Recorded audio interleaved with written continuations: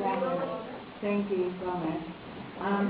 You're right like a lawyer or a doctor. Exactly. Samantha Gomez, Tomaza Morales, and Annalisa Cruz.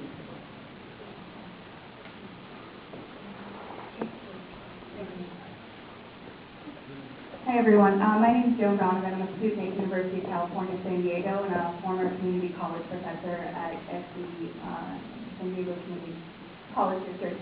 I came because I stand in solidarity with the students who are trying to have a voice in one of the wholly shared government process.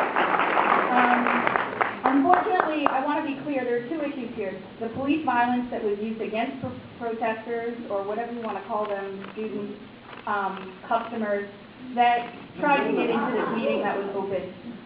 But you did not pause because of their voices. You paused because of the police violence that was used against them to maintain your power. And that is not a good way to show the students how to act moving forward, and it's not a good model.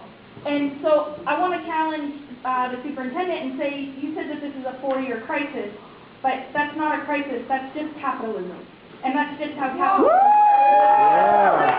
The budget of all of the public institutions is called starving the beast, and we know very clearly about these strategies.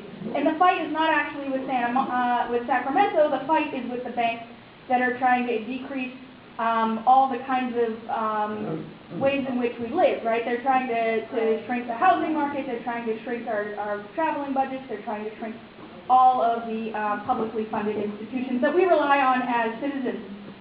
But while you chose to bring muscle here, I'm going to flex my head a little bit and let you know that I believe that every tuition and fee hike is actually a form of structural racism. It's because